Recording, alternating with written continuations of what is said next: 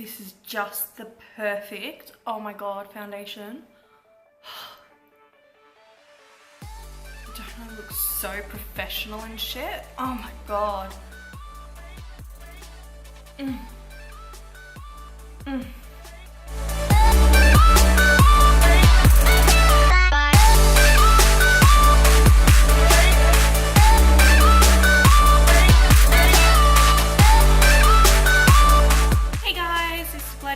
Welcome to my channel. Now today we are talking about the basics of foundation and how to put it on like a pro.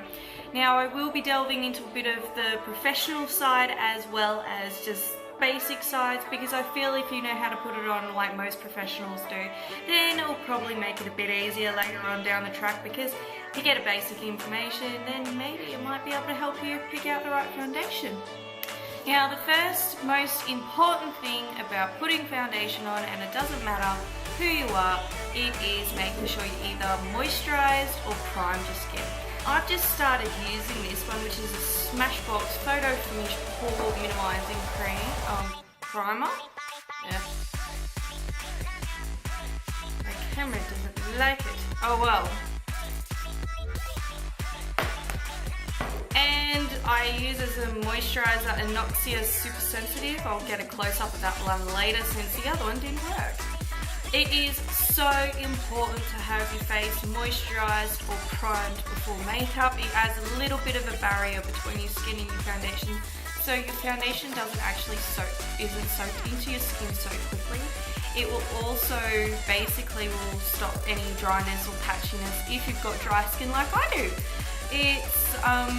It's really good. Even if you've got oily skin, you should really do it. It just makes everything glide on so beautifully. You really need to do it. Also, if you're a makeup artist or aspiring makeup artist or looking to get into the industry, please know this. There is some people that say that you only need 3 different types, a light, medium and dark foundation, and you should be able to do most people. I'm going to politely say no. There's reasons for this.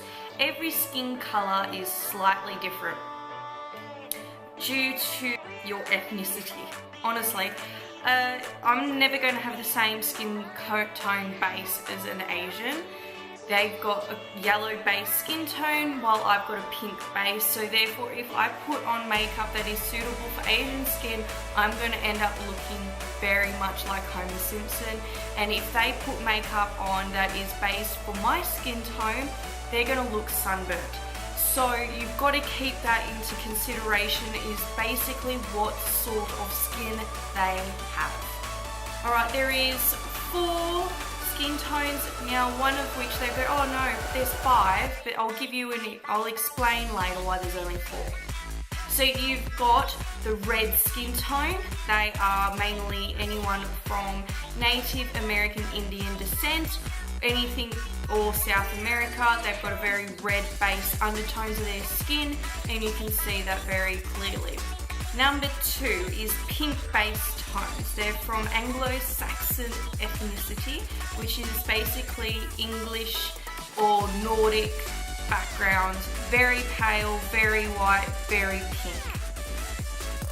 Yellow tone skin tones. These are usually Asian style skin. They tend to be very yellow base. You can start, when you start looking at the different ethnicities, you can start understanding where I'm going through. Also in the yellow base skin tone is olive skin. Now sometimes people think olive skin is a green base, but I personally believe it is yellow. You can see it in basically European skin, like Italians and Spanish people. They do have yellow base skin tone. They're not, to me, they're not green. And that's why they go under yellow tones. And the 4th one is blue base. They are normally African and African American based skin tones, or Jamaican like areas. They're very blue undertones. I can't personally see the blue, but it is a little bit more darker than say a red based skin tone, and it does sometimes show off a bit more blue. And that's probably why I've heard some people that I've worked with complain that is from that blue based skin group that they can see bags, dark rings in their eyes a bit more clearly than others. It's basically because of the blueness in the skin tone. They are the 4 base tones that you need to know. And of course, yes, it changes. I find if you get a palette, the RCMA does have a palette that does have several types of skin tones that range from pink base through to yellow, through to olive, through to red, through to blue. I think it's really good if you're looking to go professional to get one of these palettes. If you're not and you're just wanting to make yourself look beautiful every day, which you know you already are, so you don't need to think about that, just look at your skin and go, am I one of these colours, and then try and find a foundation to suit. Disclaimer, there is no such thing as a foundation that will perfectly match your skin tone.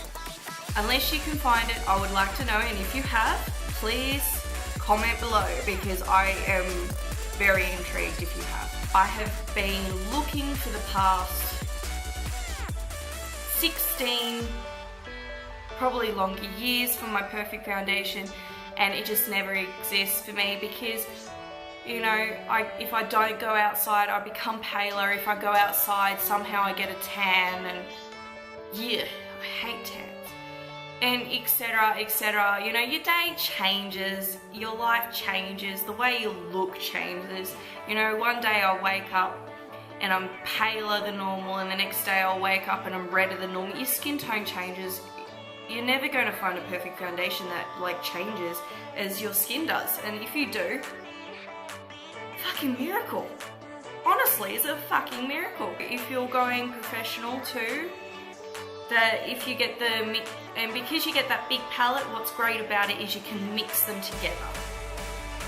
This is something that most people need to think about, is mixing their foundations together. Find 2 tones that is similar, but you know, maybe too pink or maybe too yellow, and mix them together to get your favorite foundation. If you get a cream palette for professionals, I do recommend getting a thinner for your foundation, as it will go on. Tend to agree and disagree with skin types. If you do go professional, please keep in mind you will need a palette and a palette knife. These guys are your best friends as a makeup artist, especially when it comes to foundation. This is the best mixing tool you'll ever find, and I found that this has got so many uses other than just special effects. Me personally, if I go to a makeup artist, which I sometimes do, I get really kind of agitated when someone touches my skin with their bare hands, only because I don't know how clean their hands are. So, you know, mixing foundation with this and then using, you know, sponges are also your best friend. I find that they blend on a lot better than just a palette, not just brushes. Anyway, just so you can know, when you put on foundation, always use the best natural light you can come across when testing, trying to find your foundation that suits your skin, anything. If anything, I've got a little trick that I've found that works brilliantly, and you just get your phone, just pick the torch. It is the harshest white light I've ever seen in my entire life, and it's blinding the living fuck out of me right now. When you get a foundation, because stores have this horrible tendency of having yellow lights in their store. The reason for it, yellow lights is more flattering towards the skin, and therefore the store is more likely to get sales than if they use a natural light. Natural light is so harsh that it ends up being less flattering, but it's more true to your skin tone. Have you ever bought a foundation and you've gone outside and you've realized it is completely wrong, even though in the store it looked perfect and you couldn't fault it? That would be why. It's because of the lighting. So that's why I suggest use your little torch that you've got at the bottom of your phone, shine it on your skin, and you'll see, because it's so white, you'll see whether it's actually the right color or not. Now, I've got a lot of natural light at the moment, so I don't actually need it. But just as a little idea, if you're going in trying to make sure you've got the right skin tone, that was just my little trick that I found. Now, when you go in to start doing foundation for other clients or for yourself or whoever, best way to test out makeup is to just whack it on. Now, you want it to actually match your neck. You don't want it to match anywhere else. So swatch it against your skin, and I use this little thinner, not much, like less than a drop, when I'm doing it on clients, because I feel it goes on smoother, it's less cakey, and you don't feel like you're all dragged up. See that foundation? Oh, actually it matches pretty good. But this foundation is probably, oh no, that's actually perfect.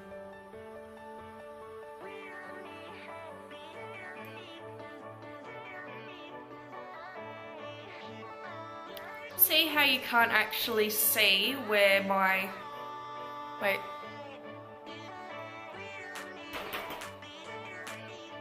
Yeah, no, that's pretty good. You can't see where my skin finishes and the makeup starts.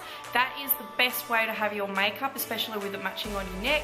That way it will blend right through, making sure it looks good. This is what you don't want. How am I going to insult this? Probably more myself. I'm good at insulting myself more than anyone else. Oh, this is really gonna hurt my feelings.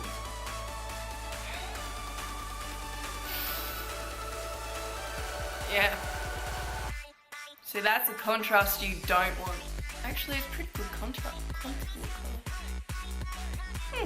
There goes my double chin. Ah, maybe I should use that instead. Okay, so this is where you best test it. So now you've got the basic idea is that you test on the neck and then you kind of build it upwards, because if your face looks different to your neck, then wow. Holy shit, that's bad. Okay, that is the basics of foundation. I believe I've covered everything that I can think of right now. If you've liked this video, which I hope you have, and I hope you found it informative, please like and subscribe to my channel, because I will be doing other things. I will be doing more basics, and then I will do some advanced stuff in between.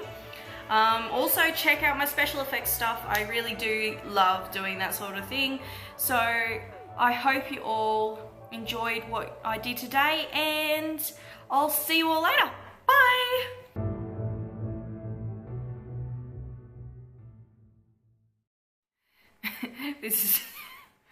This is seriously why I don't get fake tans. I look ridiculous.